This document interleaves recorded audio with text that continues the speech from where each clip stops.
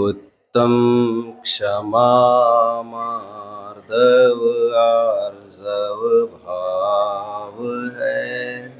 सत्य शौच संयम तप त्याग उपाव है।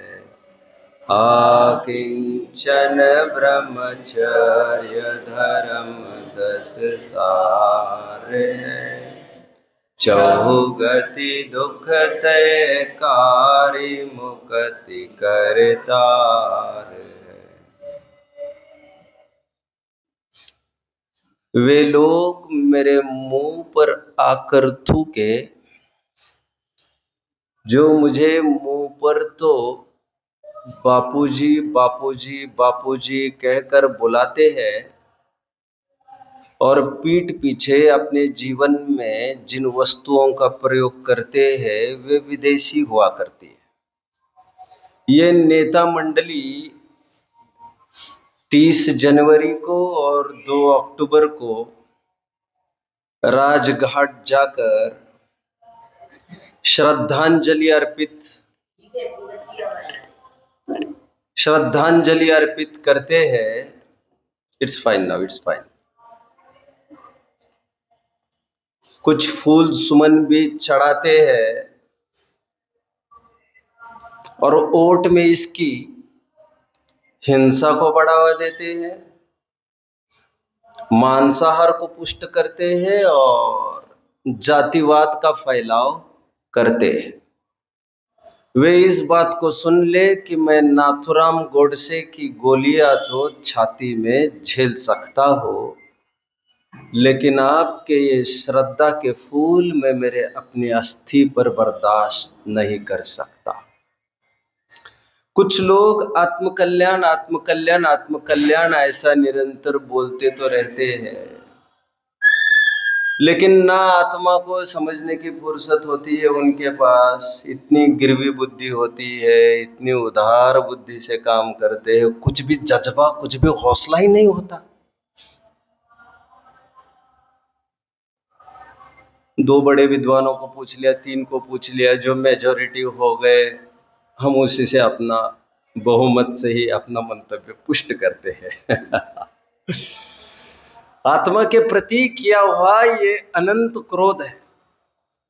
आत्मा के बारे में समझा नहीं, आत्मा को समझाने वालों को समझा नहीं, स्वयं गाठ का समय दिया भी नहीं, ना अकल लगाई। कैसे आत्मकल्याण की वांछा करते हैं हम। आत्मा की चर्चाओं से जुड़ना बेहद जरूरी है। आगम के सेवन के बिना स्वसंवेदन की ओर का रास्ता नहीं हासिल होगा। उत्तम क्षमा। इश्क ने हमें निकम्मा कर दिया गालिब, वरना हम भी आदमी थे काम के। इश्क में कोई बेवजह नहीं रोता गालिब, स्वयं से बढ़कर किसी और को चाहोगे तो वो रुलाएगा जरूर। स्वयं आत्म वस्तु होने पर भी बहुमान, अभिमान, प्रशंसा, पर द्रव्य की करना, पर द्रव्यों का अभिनंदन करना, प्रशंसा के पुल बांधना, यही मान कषाय है। जब कुंद आचार्य देव बोल गए हैं उत्तम अट्ठम आधा, अपने आत्म वस्तु के सामने हमें कुछ भी वरीय प्रायर नहीं दिखे, ये उत्तम मार्दव है। चाणक्य तो यहां तक कहते हैं आत्मार्थे पृथ्वी त्यजेत। आपको पता होगा, एक आदमी के लिए, एक कुटुंब की रक्षा के लिए एक बच्चे पर आहुति दे सकते हैं, जनपद की रक्षा के लिए ग्राम पर आहुति दे सकते हैं, और आत्मा की जहां पर बात आएगी वहां पर पृथ्वी को हम त्याग सकते हैं। जब तक मैं मेरे लिए कोई अतिशयकारी वस्तु हूं, यह जब तक ख्याल में नहीं आएगा तब तक आपके कोई काम नहीं होंगे। जड़ पर झुक झुक जाता चेतन की परिणतियां चलती रहेगी। उत्तम मार्दव। लोग कहते हैं जीवन के थोड़े बहुत संकट यहाँ वहाँ हो जाए तो करना तो हमें आत्मकल्याण ही है। मैं उन्हें समझाता हूँ, बाबा आत्मकल्याण पहले कर लो, आत्मकल्याण के बाद कुछ संकट रहते ही नहीं है। संकट नहीं रहते का तात्पर्य ये नहीं है कि मन मापक सब काम होने लगते हैं। बात बाकी यह है कि मन मापक कुछ काम कराने का भाव उत्पन्न ही नहीं होता। आत्मकल्याण वह जड़ी बूटी है जिसमें सब कुछ व्यवस्थित दिखता है और आप किसी भी स्थिति परिस्थिति के साथ कंफर्टेबल रह जाते हो। ये आड़ छोड़ो परेशानी या समस्याओं की, समस्याओं का तांता तो लगा ही रहता है। मानुष योनि अनेक विपत्तिमय, कहीं न सुख देखा। ये रहट भी चलता रहेगा भैया, इसी के बीच में घोड़े को पानी पिलाना पड़ेगा। ऐसा कोई पॉइंट आएगा नहीं कि ये रहट बंद होगा और घोड़ा पानी पीने लग जाएगा। उत्तम आर्जव। अपना घर समृद्ध होने पर भी यह वह दृष्टि जिनकी जाती है वे बड़े चिंदी चोर कहलाते हैं लोक में। बड़ी छिछोरी उनकी बुद्धि होती है। मैं आत्म वस्तु हूँ, सबसे वैभवशाली वस्तु हूँ, ऐसा होने पर भी जिसमें न मरने का कोई बात है, न कोई बीमारी की कोई अवसर है, मुझे किसी चीज़ की ज़रूरत ही नहीं है, ऐसा मैं तत्व हूँ। इससे भी आप यदि नहीं रिश्ते हैं तो कितने वस्तुओं का दासत्व आपको करना पड़ेगा। उत्तम शौच। कुछ लोग ये कहते हैं आत्मा नजर में ही तो नहीं आता, नजर में ही तो नहीं आता। अब उल्लू यदि जोर जोर से चिल्ला कर ये कहे कहाँ है सूर्य, कहाँ है सूरज, हमको तो दिखाई नहीं देता, दिखाई नहीं देता, उसमें सूर्य का कहाँ दोष है भला? उल्लू के पास वो दृष्टि नहीं है देखने की, जगत जनों से देख रहे वो नहीं देख पा रहा है, इससे तो सूर्य का लोप निषेध किया नहीं जा सकता ना। भर्तृहरि अपने नीति शतक में तो कहते भी है, नोलू को अवलोक्यते यदि दिवा सूर्यस्य किं दूषणं पत्रं नैव करीरविटपे दोषो वसन्तस्य किं धारा नैव पतन्ति चातकमुखे मेघस्य किं दूषणं यत्पूर्वं विधिना ललाट लिखितं तन्मार्जितुं क्षमा नो लूको अवलोक्यते यदि दिवा सूर्यस्य किं दूषणम्। उल्लू नहीं देख पा रहा है सूर्य को, तो इसमें सूर्य क्या कर सकता है भाई? घटमहम आत्मना वेदमी, मैं ज्ञान के द्वारा घट को जानता हूँ। परीक्षा मुख सूत्र में कहते हैं इसमें तीन पार्टीज अपनी है, 75% वेटेज मेजोरिटी अपनी है। और सच पूछो तो जिस घट को जान रहे हो वो भी ज्ञान का ही बना है भाई। कर्मवत कर्तु क्रिया करण प्रतीते, वो कौन है जो आत्मा की सत्ता का इनकार कर रहा है? स्वयं वस्तु है, स्वयं। बोधवाक्यम प्रमाणम न केन साधन दूषणम, ऐसा आप्तमीमांसा में कहते हैं। उत्तम सत्य। देखो और एक बात मैं कह दूं, ट्रुथ बाइट्स, सत्य बड़ा कटु होता है। सत्य पचाना बड़ी प्रीतिंकर भाई, सत्य पचाना बड़ी टेढ़ी खीर होती है।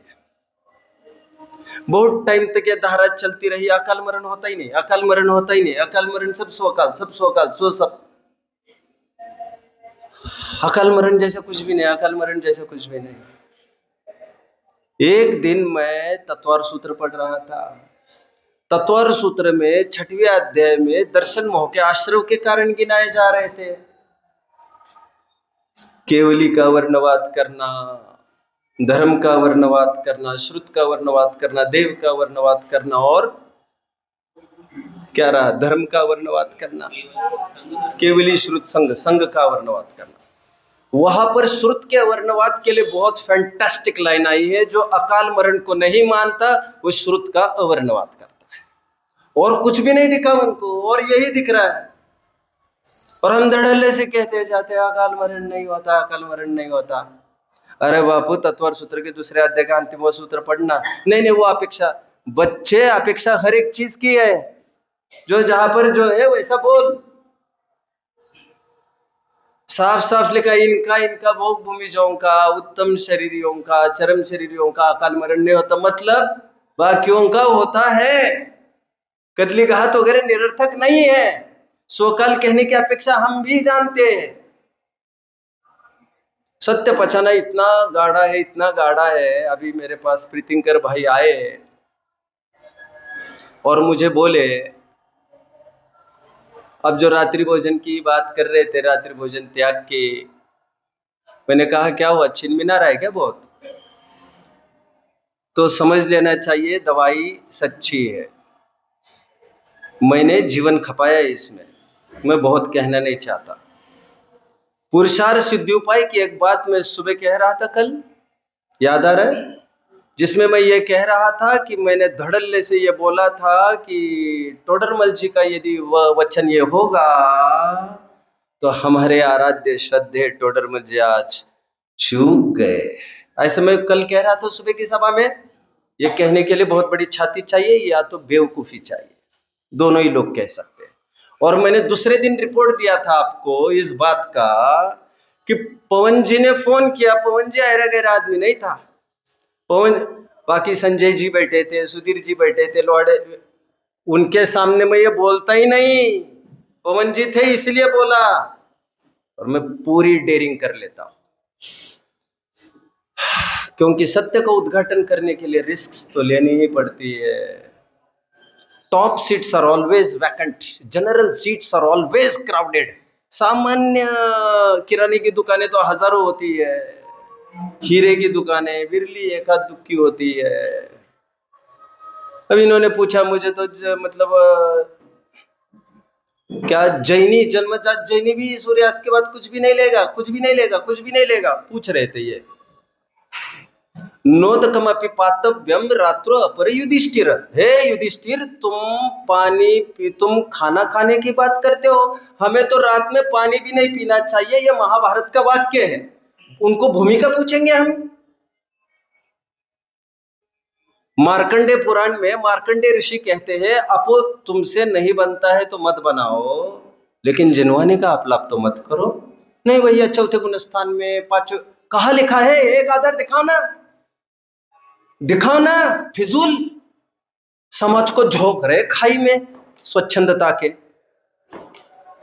और सुनिए आगे, जितनी जगह वर्णन है सदा सुखदास जी का रत्नकरण सावकाचार में, सब जगह एक ही धुन में बात करते हैं।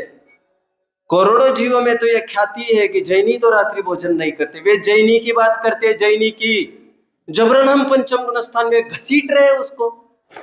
जब प्रसंग आएगा तो विशेष चर्चा कर लेता, लेकिन शायद इतना भाग्य नहीं होगा, क्योंकि मुझे इतना टाइम अभी नहीं है, नहीं तो मैं विशेष विवेचनाएं करता भी। बट मैं अभी फिलहाल इतना ही कहना चाहूंगा। आज एक श्राविका जी ने 40 साल पहला पुरुषार्थ सिद्धि उपाय लाकर दिखाया, जिसमें साफ लिखा है रात्रि में इलायची विलायची खा सकता है। और ये नवीन पुरुषार्थ सिद्धि उपाय आपके सामने लेटेस्ट छपा हुआ है, इसमें से उनको हटाना पड़ा। ज्ञानी उसे ले लीजिए, इसे पढ़ लीजिए, पुराना और नया पढ़ लीजिए, इसे फ्लैप लगा है प्लीज। 134वां श्लोक का भावार्थ इसमें पढ़ लीजिए। वो सब गंदगी को हटाया गया है और परिष्कृत किया गया है, क्योंकि नकली बातें ज्यादा चलती नहीं है। टोडरमल जी ने लिखा है, ज्ञानी उसे चलने देंगे नहीं। और मैंने साथ में ये भी कहा है, मेरे 12 घंटे के मैंने लेक्चर्स डिलीवर किए हैं, उसे सुन लीजिएगा, फिर चर्चा करेंगे अपन। और वो भी सुनना नहीं चाहते तो क्या अपनी अपनी बुलवाना चाहते हैं क्या? दुराग्रह में अपनी ऐसी तैसी मत करो भैया, मत करो। हम तो सुनते आए, सुनते आए। एक ग्रंथ का आधार 2, मैंने ये कहा, सुनते आए की बात नहीं चलेगी। यहाँ पर आगम वचन ही प्रमाण हुआ करते हैं, तुम्हारी और हमारी कोई औकात होती नहीं है यहाँ पर। मैं आगमादर से बात करूंगा, आप भी आगमादर से ही बात करेंगे। साथ में और एक बात कह दूं, जिस दिन हमारे सामने परस्पर विरुद्ध आधार आकर खड़े होंगे चरणान योग में, तब भी हम फॉलो उसी को करेंगे जो सेफ है। मैंने पाठ लिखा, मैंने काफी कुछ बोला है, कल मैं रिपीट नहीं करना चाहता हूँ। उभयाभाषी के कल प्रकरण में मैंने काफी कुछ बोला है। साथ में जाते जाते और एक बात कहूंगा जो फिर आपको तड़पा तड़पा के छोड़ेगी। जहन में घुसेगी तो नहीं, लेकिन आगम का आधार देने पर तो कुछ बोल ही नहीं सकते। वहां पर अपने दुराग्रह के ही साथ कुछ मैनेज करना पड़ेगा। तो मुझे भाई ने ये पूछा, तो इतने लोग सभा में आ रहे, इतने जन स्वाध्याय कर रहे, उनका कुछ नहीं कुछ नहीं कुछ नहीं। तो मैंने इनको कहा, क्या तुम जानते हो, और मन से बोल रहा हूँ, मन से रिकॉर्डिंग भी हो रहा है, जिनको चाहिए वहां तक जाकर बात धड़क जाए।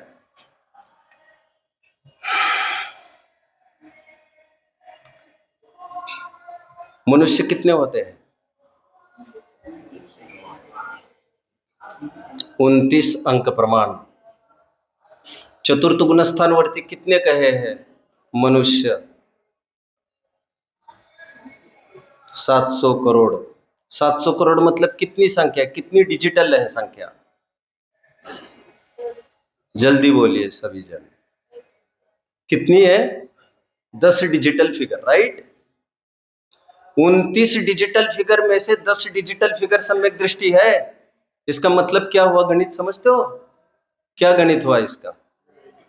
19 अंक प्रमाण में एक सम्यक दृष्टि होता है। आज अखे विश्व में 19 छोड़ो, 12-13 अंक प्रमाण बहुत बहुत मनुष्य होंगे, if I am not wrong, इतने भी नहीं होंगे। क्या कहना चाहते हो आप? मैं ये कहना चाहता हूं, इससे करोड़ों गुना भी एग्जिस्टिंग विश्व, विश्व मतलब समझ रहे ना अभी, इससे करोड़ों गुना भी लेंगे तो उसका अनुपात बनता है, उसमें एक सम्यक दृष्टि होता है। आंखें खुल जाएगी और जमीन खिसक जाएगी पैर के नीचे की। जब तक भ्रम पल रहा है, गाफिल निद्रा में सोते रहो। सम्यक दर्शन जितना सरल बताया गया है, ऐसा कोई सरल है नहीं। मैं ये नहीं कह रहा वो कठिन है, बोधि आपका भाव है, निश्चय दुर्लभ ना है, लेकिन वस्तु स्वरूप समझने वाले के लिए सरल और संभव है। ये कैसे, वो कैसे, वो कैसे? आगम के वचन को हम शिरोधार्य रखकर चले। क्या कहा मैंने? 19 अंक प्रमाण में एक सम्यक दृष्टि होता है, और आज 10 अंक प्रमाण ज्यादा से ज्यादा होंगे इस विश्व में, और मैं 19 अंक प्रमाण की बात कर रहा हूं। कर्णान योग के गणित है, इसके साथ चैलेंज नहीं हो सकता। 100 संख में एक सम्यक दृष्टि होता है, 100 संख में, और तिर्यंश होते होंगे असंख्यात, देवनार के होते होंगे असंख्यात। पहली पृथ्वी में मैं ट्रैक से हट गया हूं आज, क्योंकि मुझे ये जमाना है ना प्रवचन के पहले आए और इन्होंने मुझे कुछ पीड़ा रखी, और पीड़ा के लिए मैं बहुत तरस खाने का मेरी आदत नहीं है। मेरी तो आदत एक ही है भैया, सॉल्यूशन की बात करते हो, अध्ययन करो। सूर में सूर मिलाने वाले तो नीचे अभी बाहर निकलेंगे, सब सूर में सूर मिला लेंगे, तो वो कोई बात नहीं होती। और मैंने ये नहीं कहा है मैं सूर्यास्त के बाद कुछ खाता पीता नहीं हूँ, मैंने ये भी नहीं कहा है कि मैं खाता पीता हूँ।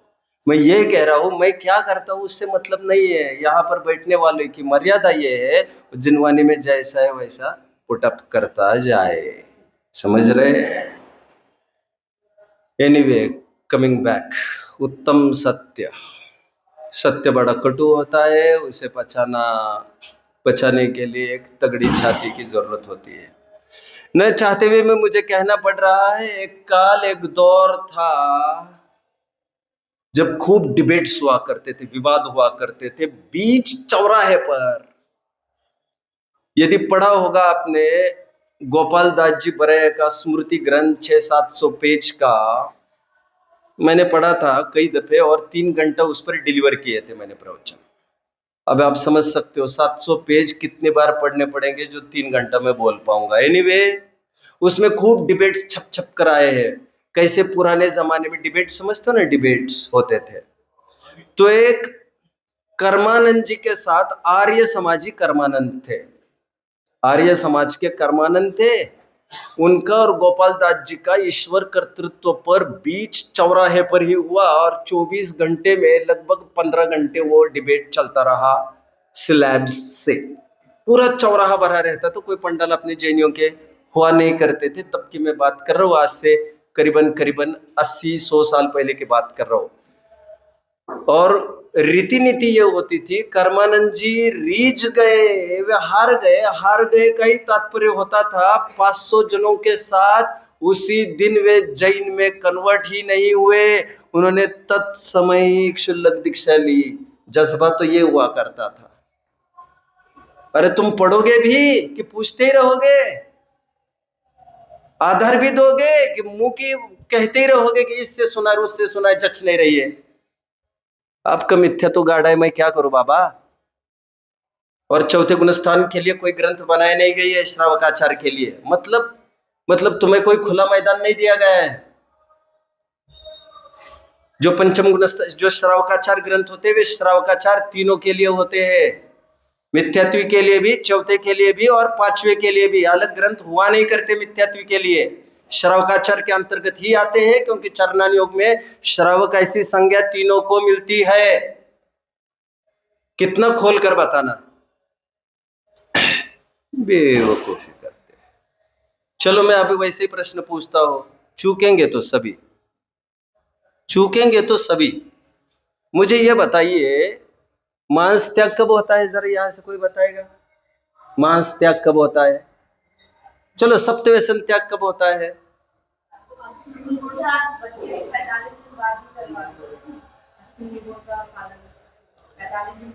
अच्छा, टोडरमल जी साफ साफ लिख रहे हैं 8वें अधिकार में कि सप्तव्यसन का त्याग दूसरी प्रतिमा में होता है। इस मामले में आपका क्या ख्याल है? और यदि मैं ये सिद्ध करूं मध्य मांस मधु का त्याग पंचम गुण स्थान में होता है, सिद्ध करूं मतलब ग्रंथाधार से, ग्रंथाधार आप नहीं दे पाएंगे, तुरंत समझ में आता है। अब दिए हुए ग्रंथाधार ही एक्सेप्ट नहीं करने को तैयार, आप कहां से देंगे? भैया मुझे बड़ी पीड़ा हो रही है, बहुत पीड़ा हो रही है। अब मुझे यह सिद्ध करना पड़ रहा है कि जन्मजात जैनी सूर्यास्त के बाद कुछ खाता पीता नहीं।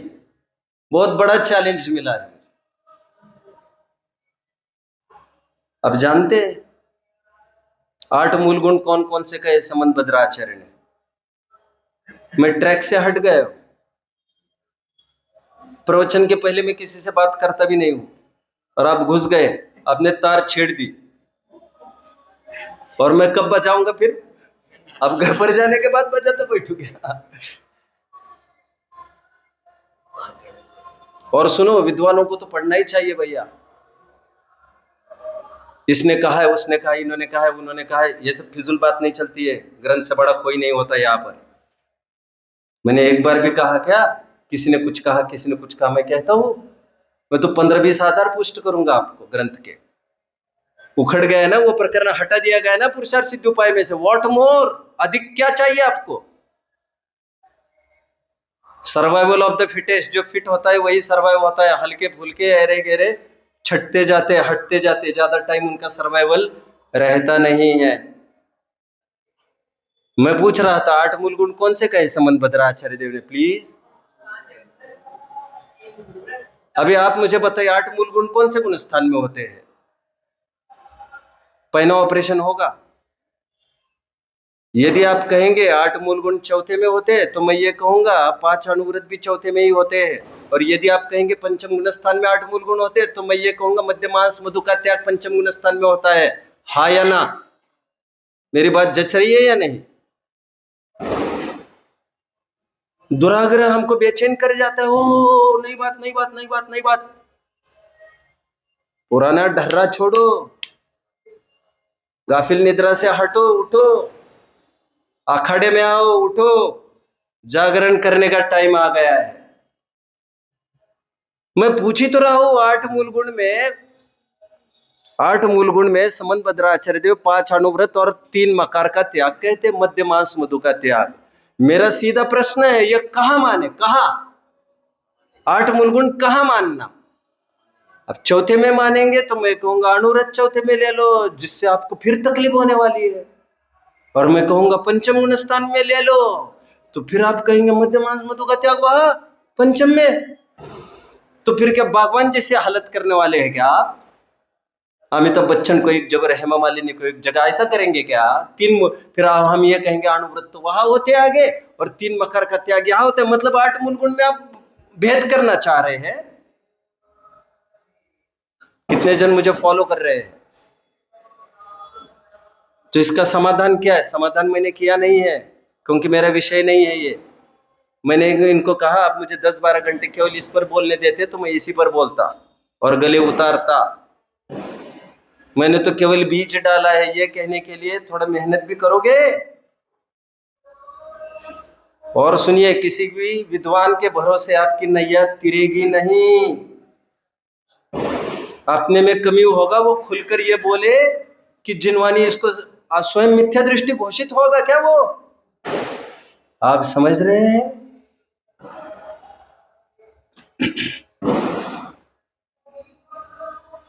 मैं भी रहा हूं विद्वानों के बीच में, मैंने भी दुनिया देखी है, समाज देखी है, मैंने भी देखी है। थोड़ा कहा बहुत समझना। Coming back to my point, उत्तम सत्य। हम कहते हैं तो तुम कहते हो कि हम शुद्ध भोजन पान तो करते हैं। मेरा फिर प्रश्न है, शुद्ध भोजन मतलब द्रव्य शुद्ध होगा, क्षेत्र शुद्ध होगा, काल शुद्ध होगा, भाव की शुद्धता समझते हो? भाव की शुद्धता क्या है? मैंने कल कहा था प्राणी संयम का तो इतना विचार करते हो, और इंद्रिय संयम का क्या होगा? 8 पहरे घी में 8 सब मर्यादित भोजन कर रहे हो, थोड़ा सा नमक या हवा हुआ, बिना नमक का भोजन, इष्ट अनिष्ट की कल्पना। शुद्ध भोजन comprises all the things in it. शुद्ध भोजन का अर्थ केवल सामग्री ही शुद्ध नहीं है, और ये क्रियाकांडियों का धर्म नहीं है। उसमें इष्ट अनिष्ट कल्पना नहीं करना प्रधान, वह है। मुनिराज ने कड़वी तुम्बी भी निगल ली मरने की कीमत पर, और फिर भी तुम इष्ट अनिष्ट परिणाम किए जा रहे हो। अनुभव चिंता मणि रतन, अनुभव है रसकूप, अनुभव मार्ग मोक्ष को, अनुभव मोक्ष स्वरूप। इस अनुभव रस को जो चखता है वो इस बात को जानता है कि भोजन गड्ढे के भरने के लिए किया जाता है। और वैसे मेरे घर की थोड़ी सी बात आपको मैं बता दूं यहाँ पर। मेरे घर का ये सख्ती का नियम है, चौके में जिस दिन जो कोई बोलेगा ये चीज अच्छी हुई भैया, मैं भोजन नहीं करूंगा, मैं अंतराय कर दूंगा। अच्छा बुरे की कल्पना नहीं, वाच्यता में तो कदापि नहीं। जब मुक्ति छोटी थी तब वो कहती थी पापा जी रोज लौकी, कल भी लौकी, आज भी लौकी। छोटी थी तो मैं कहता था बेटा रोज लौकी खा खा कर बोर हो गया, ऐसा तुम कहती हो, कभी ऐसा भी तो कहा करो पापा जी कल भी भोजन किया था, आज भी कर रहे, कल भी। पक गए भोजन करते करते, बोर हो गए।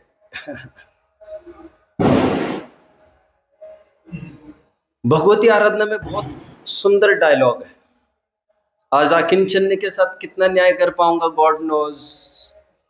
हे मुने, इस जले मुर्दे समान अपने शरीर को, अपने विद्रूप चेहरे को ले लेकर भिक्षा के लिए घर घर भटकते हुए तुम्हें शर्म नहीं आती?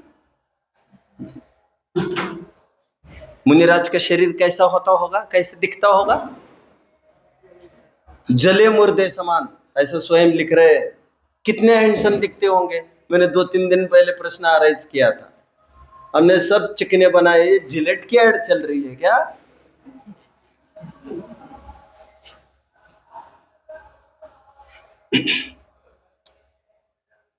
भगवती आराधना में आचार्य मुनियों को ये प्रेरणा कर रहे हैं कि भिक्षा मांगने के लिए भी जाना हमारा धर्म नहीं है। मूल धर्म हमारा शुद्धोपयोग है, जिसके लिए हम प्रतिज्ञाबद्ध हुए थे। ये स्नान समिति मतलब कोई बहुत बड़ा तीर नहीं मार लिया। समिति तो इसीलिए प्रोटेक्शन है कि तुम और बाहर ना गिरो, मर्यादा के बाहर। गिरने के अपने अपने स्तर होते हैं। शुभोपयोग स्वयं एक गिरावट की दशा है। मम परम विशुद्धि शुद्ध चिन्मात्र मूर्ते। उत्तम संयम। ज्ञानियों को उपवास की इच्छा नहीं है, ज्ञानियों को एक शुद्धोपयोग की इच्छा है। तुम उपवास करके करो या भोजन करके करो, हमें उससे मतलब नहीं है। उत्तम तप। आत्म वस्तु को ग्रहण किए बिना पर वस्तु का त्याग संभव नहीं होता। आत्म वस्तु का ग्रहण का तात्पर्य आत्मा में आत्मपन, आत्मा में अपनापन स्थापित करना। पर वस्तुओं का त्याग का तात्पर्य पर वस्तु में परत्व स्थापित करना। उत्तम त्याग। धर्मात्माओं आओ, अल्पावधि में आकिंचन्य की, उत्तम आकिंचन्य धर्म की थोड़ी सी चर्चा करते हैं। पात्रों का मुझे बहुत याद नहीं है, क्योंकि यह बहुत ग्रंथ रिफर करने के लिए है नहीं। समझदार लोग मुझे चेक कर सकते हैं। एक कोर्ट भरा है, दरबार बहुत बड़ा। सिंहासन पर जल मंथन नाम के एक खलनायकी राजा बैठे। मैं कब की चर्चा कर रहा हूं?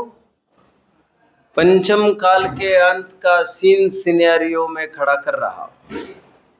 कहा गया है कि 21 बार धर्म का ह्रास होगा। इस पंचम काल का जिक्र करते समय ऐसा कहा है कि 21 बार डाउनसाइड आएगी और 21 बार अपसाइड आएगी, और ये सिलसिला बनता रहेगा पंचम काल में, जो मैं अंत में भी होगा उसकी चर्चा कर रहा हूं। अंत में जल मंथन नाम का एक अन्यायी राजा होगा। पंचम काल का समापन चल रहा होगा। तो वह दरबार में यह प्रश्न पूछेगा, बोलो मेरे मंत्री, कौन है इस भूतल पर जो मेरी शरणागत नहीं आता? उनके चापलूस मंत्री ये कहेंगे, साहब आपके बिना, आपकी शरण के बिना तो यहाँ पर कोई भी नहीं है। आपकी इजाजत के बिना तो परिंदा भी पर नहीं मारता है। हवा का रुख भी आपकी अनुमति लेता है तब आगे बढ़ता है। आपकी इजाजत के बिना कुछ नहीं होता। Then it's fine. लेकिन बीच में एक मंत्री आकर एक दिन बात काटते हुए ये बोलेगा कि हाँ, यहाँ पर कुछ सेक्ट, कुछ तबका ऐसा है, कुछ ग्रुप ऐसा है लोगों का जो किसी की भी शरण में नहीं जाते। बोले वे कौन है? वो कैसे बर्दाश्त कर सकता है ये? दिगंबर कोई मुनि है कहते हैं, और वे किसी की शरण नहीं जाते हैं कहते हैं। घानी में पेले जाने का इतिहास है जी, उनको जिंदा जलाए जाने का इतिहास है जी, उन पर सिगड़ियां जलाने का इतिहास है, सब लाखों बातों का इतिहास है, सब बातें हैं। बट आज तक वे किसी को सरेंडर तो नहीं किए। उपाय करो, कुछ उपाय करो, उनको झुकाओ हमारे सामने, कुछ तो होगा जिसके कारण उनको हमारी जरूरत पड़ती होगी। उनको किंचित भी किसी से कुछ भी नहीं चाहिए। अकिंचन स्वरूपी है वे, अकिंचन की व्यक्ति हुई है। उनको आपसे कुछ नहीं चाहिए, कुछ नहीं चाहिए। कैसे बोल रहे हो तुम? वातर्षण है वे, वातर्षण। जैनेतर ग्रंथों में मुनियों को एक शब्द आया, दैट इज वातर्षण। हवा पर ही जीते हैं, हवा को ही खाते हैं, उसी का भक्षण करते, उसी का आसन करते हैं। कुछ तो बात होगी। तो मंत्री ये कहता है कि हाँ, आहार करने के लिए तो नगर में आते जरूर है। बस जब आहार करने के लिए नगर में आएंगे तो आहार के रूप में उनके हाथ पर रखा हुआ पहला कौर हमारा टैक्स होगा। जाओ दबोच लो उनको। और जैसे ही मुनिराज, शायद वीरांगज, वे आहार के लिए जाएंगे वहां पर, और पहला ही कौर उनके हाथ में पड़ते ही वे उसे टैक्स के रूप में उठा लेंगे। बट मुनिराज वो टैक्स के रूप में सिद्ध नहीं होने देंगे, क्योंकि आगे का भोजन वे करेंगे ही नहीं, क्योंकि काक पिंड हरण नाम का एक अंतराय होता है। 32 अंतराय में वे आहार त्याग देंगे। उनको पता चलेगा ये सब अराजकता फैल रही है, और वे जाकर अपने शाही सिंहासन पर बैठ जाएंगे, जहां से उनको कोई उठा ही नहीं सकता। चाह गई चिंता मिटी मनवा बेपरवाह, जिनको कछु न चाहिए वे शाहन के शाह। अब मैं थोड़ी साइंटिफिक चर्चा किए देता हूँ। अल्प समय है हमारे पास, 15 मिनट का। 15 मिनट के बाद मैं मूड माहौल देखकर फिर वहां खड़ा रहकर फिर विचार कर लूंगा, आपकी सम्मति से समझ लूंगा। मैं थोड़ा साइंस बता रहा हूं, अकिंचन का, अकिंचन का। जैनिज्म का एक एम्ब्लेम है प्रसिद्ध, वो क्या है? कैप्शन, कैप्शन जैनियों को। What is that? शाबाश, लिव एंड लेट लिव। मैं कभी कभी मजाक में कहता हूँ, not just live and let live, but also leave and let leave. अभी कुछ समझे हो? एक तो होता है LIVE, एक होता है LEAVE। लीव मतलब छोड़ना, छोड़ना। अकिंचन धर्म किस कंसेप्ट पर बेस्ड है? देखिए, अकिंचन धर्म ये कहता है, वैसे मैंने उत्तम संयम के दिन इस बात का जिक्र किया है कि हमारा हक और हमारा अधिकार किसी भी वस्तु पर नहीं होता। सभी वस्तुएं अपने अपने लिए बनी है, अपने लिए कोई वस्तु बनी नहीं है। इसलिए जितनी भी वस्तुओं का हम प्रयोग कर रहे हैं वो हमारी मजबूरी है, और मजबूरी उसे कहते हैं जिसमें दिन प्रतिदिन, पल प्रतिपल, Uttar Uttar, day by day हम उसमें मिनिमाइजेशन का विचार करते हैं। चलिए मैं और कुछ आपको साइट कर दूं। डायोजनीस है, Diogenes philosopher, Greek philosopher. Greek philosopher मतलब ग्रीस के, एथेंस के। या एथेंस क्या है? एथेंस क्या है ये आपको जानना तो बहुत जरूरी है। यदि आप एथेंस को नहीं जानते तो आप जैन दर्शन की महिमा भी नहीं समझ सकते। एथेंस वह शहर है जहां पर बीच चौराहे पर नग्न दिगंबर प्रतिमाएं विराजमान की गई है। मतलब दिगंबरत्व का जहां बोलबाला है एथेंस में। जी हाँ, क्या है एथेंस की खासियत?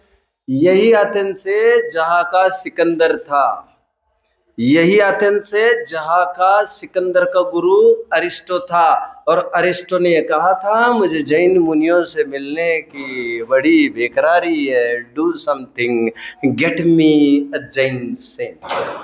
और इसलिए कहा जाता है कल्याण मुनि कालानस, सुना होगा। सिकंदर इनको ले गया था, इतिहास इसका गवाह है। सब जगह आपको शिलालेख भी मिलेंगे और ग्रंथ भी मिलेंगे। हमारे दिगंबरत्व का वहां पर विचरण हुआ था। आज से ठीक 2000 वर्ष पूर्व सिकंदर के टाइम में, ऐसी इतिहास गवाही देता है। उसी एथेंस के सोक्रेटिस हुए हैं। अब मैं कहने लग जाऊंगा तो टाइम मेरा इसमें चला जाएगा, मजा तो आएगा लेकिन मैं प्रकरण के साथ न्याय करूंगा। सोक्रेटिस भी वही के है, प्लेटो भी वही के है, पाइथागोरस भी वही के है। जाते जाते एक बात जरूर कहूंगा, पाइथागोरस का नाम सुना है? ए बेटा, पाइथागोरस का नाम सुना है? पाइथागोरस, जाओ फिर। पाइथागोरस का नाम सुना है? पाइथागोरस का नाम तो हर कोई सुनता है। Pythagoras was a Digambar Jain. मेरे पास कुछ लेख भी विद्यमान है जो इसकी गवाही देते हैं कि वे दिगंबर जैन थे। मैंने वो लेख को कई जगह दिया भी फिर बाद में, और स्वयं पाइथागोरस भी द्विदल का निषेध करते थे, इसका भी उल्लेख उन लेखों में है।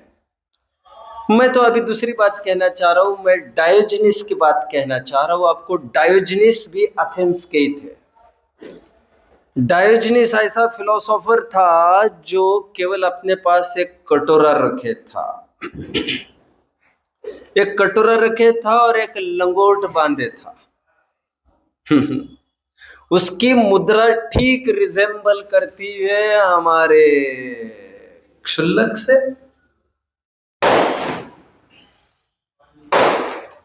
एक दिन की बात है, जब डायोजनीस गुजर रहे थे तो डायोजनीस को यह लगा, डायोजनीस ने यह देखा कि एक गाय को एक लड़का पानी पिलाने के लिए टंकी के पास ले आया, लेकिन उसने देखा कि उसको पिलाने के लिए कोई सोर्स नहीं है, तो ही started serving the water to the horse by cupping his hands. वो अपनी अंजुली से पानी उसे देने लगा, पिलाने लग गया घोड़े को।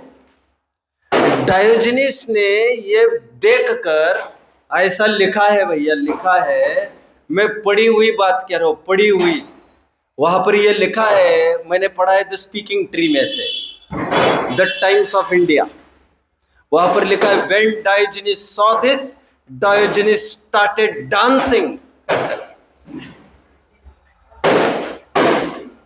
सुन रहे हैं मेरी बात को? हाँ या ना? क्या बोला मैंने? अंतिम लाइन क्या बोला मैंने? जैसे ही डायोजनीस ने यह सीन देखा, डायोजनीस नृत्य करने लग गया, और डायोजनीस के दिमाग में पहली बार यह बात आई कि यार ये कटोरा भी मैं जो कैरी करता हूं, that is of no use. और उसने ये देखा, घोड़े को भी देखा और भाग्य से उस बच्चे को भी देखा, दोनों नग्न थे। उस दिन से उसने कटोरा भी हटाया, लंगोट भी हटाई। नग्नता ये हमारा प्राकृतिक रूप है। महात्मा गांधी जी, मैं साइंस में तो बढ़ ही नहीं पा रहा हूं अंदर। महात्मा गांधी जी को पार्लियामेंट में एक बार विंस्टन चर्चिल था, एक, जानते हो आप? विंस्टन चर्चिल,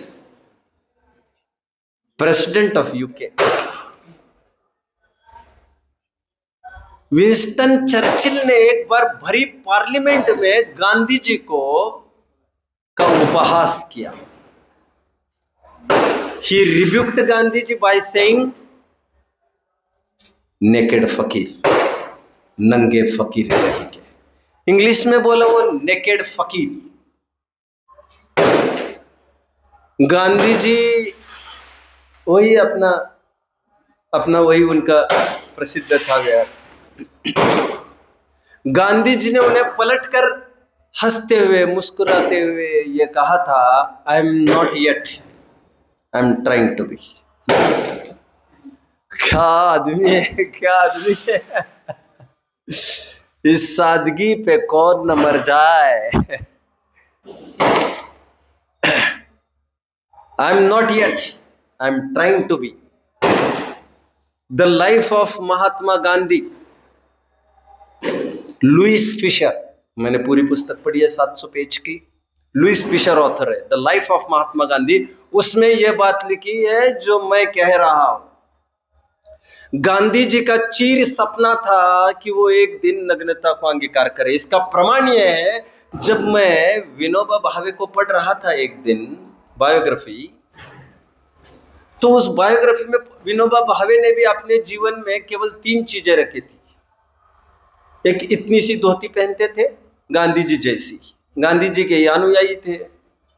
एक चश्मा रखते थे और चप्पल, उसके अलावा कोई पोजेशंस नहीं थे। उन्होंने लिखा है एक जगह, न जाने क्यों मेरा दिल मानता नहीं है और मेरा दिल अंदर से पुकार उठता है कि इन तीनों पोजेशन से, तीनों प्रकार के परिग्रह से भी काम निकल सकता है, लेकिन क्या करूं, मेरा इतना पुरुषार्थ ही नहीं हो पा रहा है। ये सब हिंदू संस्कृति के थे और जानबूझकर मैं आपको इस बात को गवाही दे रहा हूं कि नग्नता ये हमारा प्राकृतिक रूप है। आजकल जो नग्नता को देख देख कर आग बहुत सिकुड़ते हैं। एक सरमद था, जानते हो सरमद, दिल्ली में? नहीं जानते आप? दिल्ली में एक सरमद था, सरमद नाम का एक फकीर था। फकीर, he was basically Islamic, Aurangzeb के टाइम का था, पूरा जीवन नग्न रहा। चलिए, बहुत सारी बातें हुई, आप फोकस्ड है तो मैं कुछ कहूंगा। Good good good. हमारे यहाँ आपको दिन प्रतिदिन ये चाहिए, आप ये सोचे कि हम मिनिमाइजेशन कैसे कर सके। क्या कहा? मिनिमाइजेशन। मिनिमाइजेशन क्या कंसेप्ट है, मैं और एक उदाहरण से समझा देता हूं।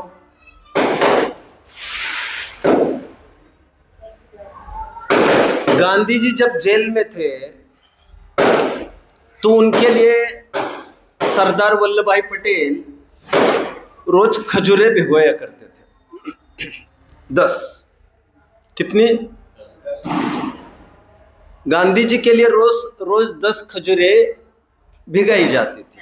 जब पटेल आ गए, पटेल की बारी आई एक दिन, तो पटेल ने 10 नहीं 15 भिगो दिया। ये आदमी कुछ खाता ही नहीं है, इतना सब करता है। गांधी जी ने दूसरे दिन जब खजूर खाने को हुए, उन्होंने लिटरली खजूरें काउंट की। हे, अरे देश, ये क्या है भाई, ये क्या है, किसने किया? बोले ये। तो पटेल जी मुस्कुराते हुए ये बोले कुछ नहीं, उसमें क्या है? बोले लेकिन मैं रोज 10 खाता हूं। बोले 10 क्या और 15 क्या, ऐसे 5 से ऐसे क्या फर्क पड़ना, इट्स ओके। तो गांधी जी ने कहा, वाओ व्हाट एन आइडिया। 5 से क्या हो सकता है? यदि कुछ नहीं हो सकता, कल से मैं 5 ही खजूरें खाऊंगा। ट्रायल एंड एरर मेथड पर आई विल ट्राई, यदि उसमें से मेरा काम चले तो मैं उसी से चलाऊंगा, यदि मैं 4 में से काम चल सके उसी से चलाऊंगा। इसे कहते थ्योरी ऑफ, अभी मुक्ति भी कह रही थी, एक जापानीज थ्योरी है, कंसेप्ट है कोई, मैं मिनिमाइजेशन कह रहा हूं, वे मिनिमलाइजेशन ऐसा कोई वर्ड बोलते हैं, है कोई वर्ड ऐसा? जापानीज फिलोसॉफी कहती है अभी। हाँ, अरे भाई मिनिमाइजेशन तो मैं बोल ही रहा हूं, तो देसी शब्द है अपना मेरा, वो कंसेप्ट का एक पर्टिकुलर वर्ड है उनका। एनीवे कैसे मिनिमाइजेशन होता है देखिए, हमारे यहाँ कितने सुरक्षा कवच है। यदि जीवन में संभव हो तो सबसे पहले आपको करना चाहिए अपरिग्रह महाव्रत। क्या करना चाहिए? अपरिग्रह महाव्रत का सीधा अर्थ यह है कि तिल तुष मात्र भी परिग्रह आपको नहीं रखना है। यदि आपसे यह नहीं बनता है तो कोई बात नहीं, ट्राई फॉर नेक्स्ट परिग्रह परिमाण व्रत। परिग्रह परिमाण व्रत में अपनी शक्ति विचार परिग्रह थोरो राखे। मतलब क्या मालूम इसका? अपनी शक्ति विचार परिग्रह राखे ऐसा नहीं कह रहे वे। अपनी शक्ति विचार कर जितना कम से कम परिग्रह रख सकते हो। वो करना चाहिए तुम्हें।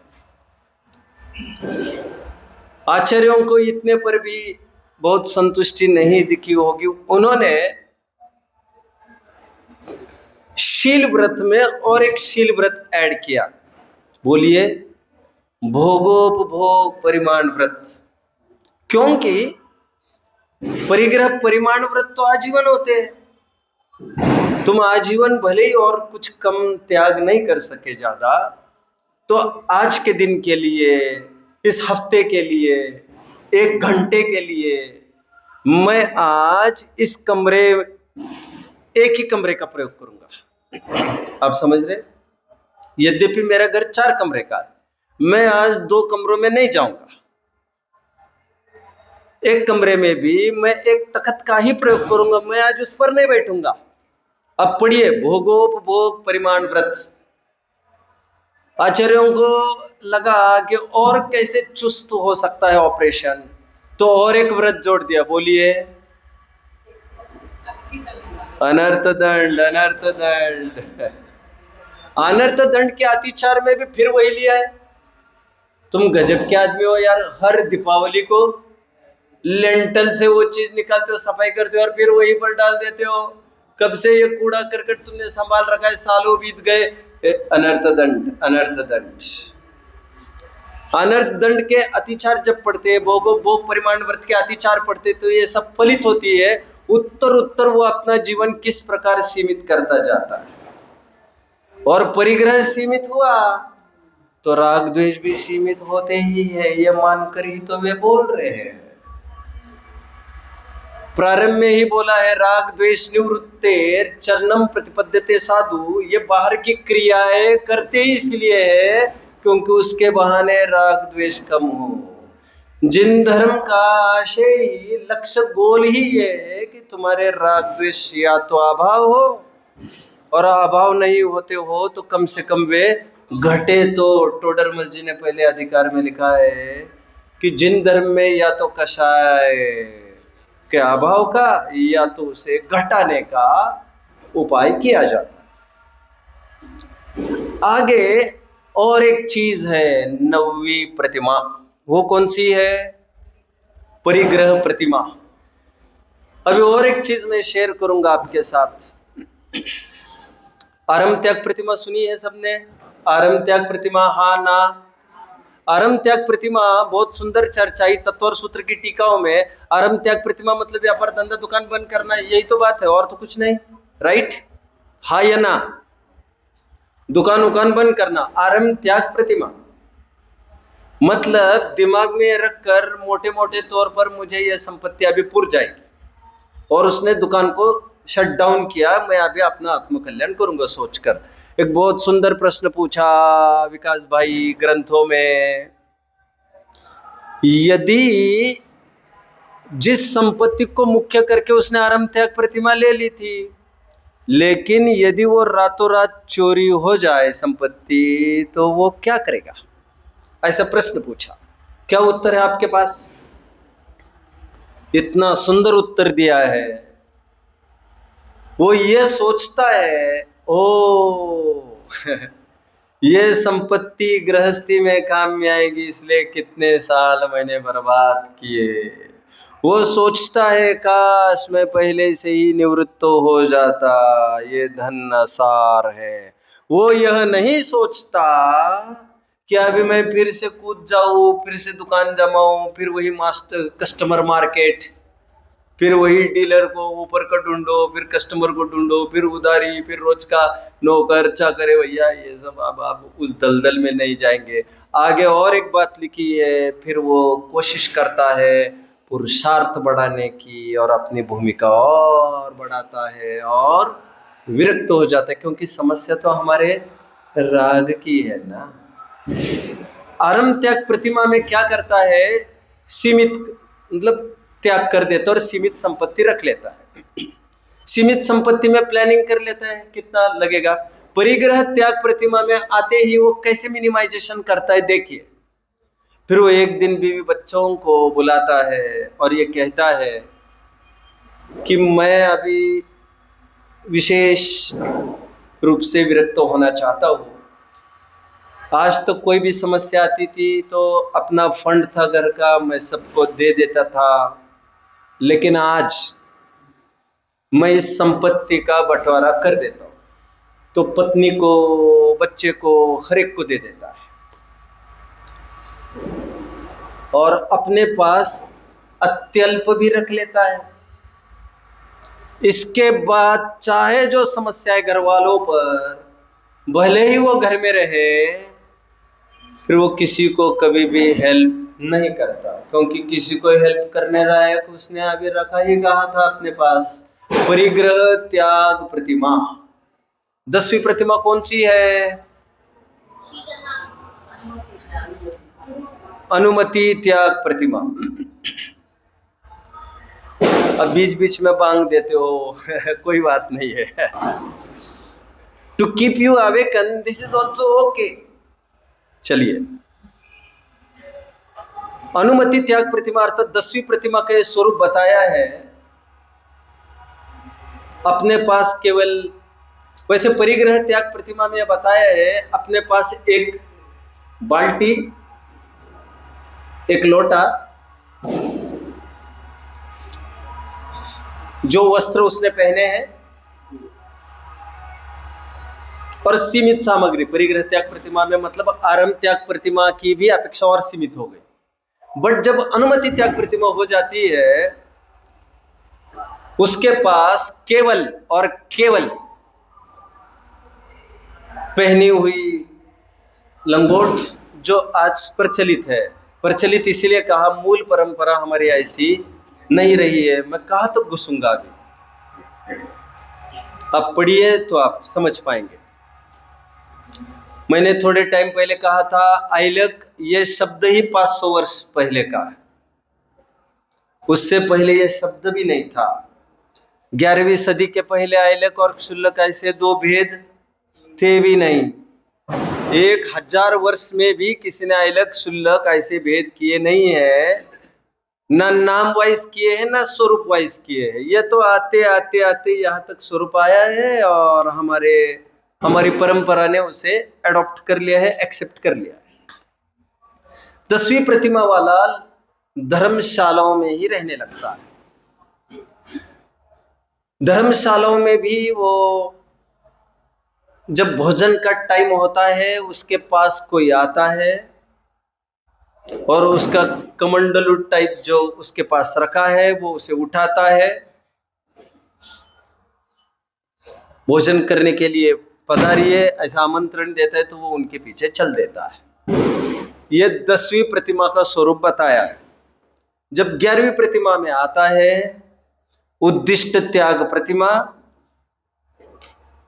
फिर तो वो वनवासी हो जाता है और इसके बाद वो भी अपनी एक निशानी तय कर लेता है आहार के लिए, और इसे भी विशिष्ट भक्ति के द्वारा ही आमंत्रित किया जाता है और फिर ये आहार ग्रहण कर लेता है। ये मैंने आपको प्रोसेस बताई कि किस प्रकार मिनिमाइजेशन की ओर वो बढ़ता रहता है, और हमें निरंतर ये लगना चाहिए ट्रायल एंड एरर मेथड पर कि इसको हटेंगे तो ऐसा क्या फर्क पड़ेगा, इससे हटेंगे तो ऐसा क्या फर्क पड़ेगा। ये हमारा प्रोग्रेस रिपोर्ट होगा। जितनी कम वस्तुओं से हम अपना काम निकालेंगे, ऑफ कोर्स राग तो सीमित ही होता जा रहा है, अनुराग सीमित होता जा रहा है, तो टेक्निकल भाषा में यही गुणस्थान बढ़ता जा रहा है। और मुझे इसके और क्या होता है, एक्चुअली शरीर एक मशीन है, मशीन, इसे जैसी आदत लगाओ वैसे लग जाती है। देखो मैं कह रहा हूं, आप आजमा के देखिए। आप चाहो ना, रोज कितनी देर सोते हो भैया? फिर भी 6-7 घंटे। अब रोज एक काम करिए, आप 5-5 मिनट आप नींद बढ़ाना चालू करिए। एक दिन आपको 10 घंटे नींद के बिना काम नहीं चलेगा। दोपहर में थोड़ा लेटना चालू करिए रोज। एक दिन ऐसा आएगा आप उसके बिना काम नहीं चलेगा। जैसे नींद बढ़ती जा सकती है वैसे नींद घटती भी जा सकती है। भूख जैसे ज्यादा खाने से बढ़ती जाती है वैसे कम करने से कम भी होती जाती है। बॉडी उसको एडॉप्ट करने लगते हैं फटाफट। एंड बात बॉडी की कुछ नहीं है, बात हमारे माइंडसेट की। और जब आर्यिका क्षुल्लिका पद की प्राप्ति होती है अथवा मेल में आइलक क्षुल्लक, तब एक ही वस्त्र धारण होता है। कितना? फिर उसी को लेटेस्ट उसके दो टुकड़े कर दिए, एक खंड वस्त्र और एक लंगोट। मूल में ऐसा नहीं था, लेकिन थोड़े टाइम पहले भी मैंने इसका जिक्र किया था, आज फिर से कर रहा हूँ। शुल्लिका और अर्जिका भी जो एक साड़ी पहनी है उतनी ही साड़ी उनके पास होती है। स्पेयर में उनके पास कोई साड़ियां नहीं हुआ करती। मैं यही बोल रहा था, अच्छा यहाँ नहीं बोल रहा था मैं, शायद नहीं, मैं अभी वहां पर बोल रहा था आचार्य भक्ति में, आई थिंक यही बोल रहा था मैं। नहीं, मैं आर्यिकाओं का बोल रहा था। नहीं, अभी ये परंपरा चल पड़ी है कि आर्यिकाएं अपने साथ अतिरिक्त एक साड़ी रखती है, एक साड़ी चलती है कहते हैं, बट ऐसा नहीं है। जो पहनी है वही एक साड़ी। आपको बड़ा अटपटा लग रहा होगा ये लग रहा है? आइलक भी जो लंगोट अपने पास है उतनी ही लंगोट उनके पास रहते हैं, स्पेयर में कुछ नहीं रहते हैं। रोज बदलेंगे नहीं? अरे बाबा, स्नान भी नहीं करेंगे, कपड़े कहाँ से बदलेंगे? तुम कहाँ से आए हो? आर्यिका क्षुल्लिकाएं भी उनके स्नान नहीं होते, कपड़े बदलने का कोई बात नहीं होती उनकी। तुम तो इसलिए बोल रहे हो क्योंकि तुम ये मान कर बैठे हो हमारे साथ साथ एक गाड़ी चलेगी, ढोने वाले 10-20 ब्रह्मचारी भाई भी होंगे, वे सब ढोते रहेंगे। प्रैक्टिकली कभी सोचा है? कभी ग्रंथों में पढ़ा है? इस प्रकार उत्तर ये सब परिग्रह हटता जाता है, खत्म होता जाता है। और ऐसे मुनिराजों को हम ग्रंथों में बड़े भागी कहते हैं। क्या कहते हैं? चलो बस मैं अभी केवल एक बात बताऊंगा, बस करेंगे। मुनिराज को 3 जगह बड़े भाग्यशाली है ऐसा लिखा है। कहाँ लिखा है बताइए? कहाँ लिखा? 5वीं डाल, मुनि सकल व्रति बड़ भाग्य। और हाँ,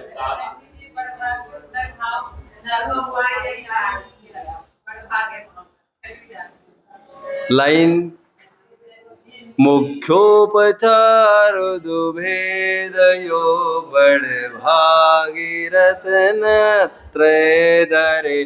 बड़ भागी शब्द का प्रयोग 2 बार। अभी जब केस आई वैराग्य भावना, मैं ये सोच रहा था, हाँ भूधरदास जी, वैराग्य भावना किसने लिखी है? वैराग्य भावना में भी एक लाइन है, बोलिए। चलो यहां से बोलते। छोड़े 14 रतन नवो निधि और छोड़े संग साथी, कोड़ी 18 घोड़े छोड़े 84 लख हाथी। इत्यादिक संपत्ति बहु तेरी, जीर्ण तृण सम त्यागी। नीति विचारि नियोगी, सुत को राज दियो बड़ भागी। बड़े भाग्यशाली है। इसीलिए परिग्रह कदाचित हमारे पास हो भी जाए, परिग्रह के जश्न नहीं मनाए जाते, क्योंकि जितने परिग्रह है उतनी हमारी पराधीनता वो चिल्ला चिल्ला कर बोलती है। क्रचेस कौन रखता है अपने पास? क्रचेस वैसा की कौन रखता है? वो प्राइड की वस्तु है, वो तुम्हारी कमजोरी को दिखाती है। जितना परिग्रह बाहर में है उतनी तुम्हारी अंदर की कमजोरी झलकती है। और जो वितरागता बढ़ती जाती है, त्यो बाह्य वस्तुओं के बिना ही सुखी होने की कला अवगत हो जाती है। जितनी बाहर में सामग्री है उतना अंदर का दुख उजागर होता है। प्रवचन सार में साफ कहा है, भोगों में प्रवृत्ति ये दिखाती है कि जीव दुखी है। इंद्र और चक्रवर्ती की बात छेड़ रहे थे, शायद 64वीं गाथा। इनका दुख स्वाभाविक है, ऐसी वो गाथा याद आ रहा है। इनकी इंद्रियों में प्रवृत्ति ही यह दिखाती है इंद्र चक्रवर्ती की कि यह दुखी है, क्योंकि यदि सुखी होते तो इसकी जरूरत क्यों महसूस करते हुए। तो जितनी सामग्री है वो अंदर में उसकी जरूरत दिखाती है, और जितनी जरूरत है उतनी कचास और उतनी पराधीनता है। और आत्मा का स्वरूप विचारो, विचारो 40-50 साल का जीवन, विचारो अतीत अनागत की अवस्था, तो आपको एक ख्याल में आएगा कि अरे ये तो ओढ़ रखा है। सोचो जितनी सामग्री है, बोलो भोग पाओगे नहीं, साथ में ले जाने की व्यवस्था नहीं। और कुछ लोग कहते भी है भैया ले जाने की व्यवस्था होती तो आदमी कितना कमाता कितना कमाता कितना कमाता। एनीवे, आज थोड़ा डिस्टरबेंस भी रहा बहुत, और मैंने आज पूरा स्ट्रेस इस बात पर दिया कि थोड़ा ग्रंथों को पढ़ना चाहिए, सत्य को स्वीकार करने का जज्बा भी होना चाहिए, और ग्रंथाधार के बगैर ना आपको कोई चीज़ माननी चाहिए ना ही मनानी चाहिए। आपके पास कुछ वचन होने चाहिए, वचन। हमारे दद्दा करते आए, तुम्हारे परदद्दा, अरे तुम्हारे दद्दा कौन है भैया, यहाँ कौन पूछता है, ये सब छोड़ो, ये सब फिजूल की बात है। एनीवे, ग्रंथों का अध्ययन करो, खूब स्वाध्याय करो। ओम नमः।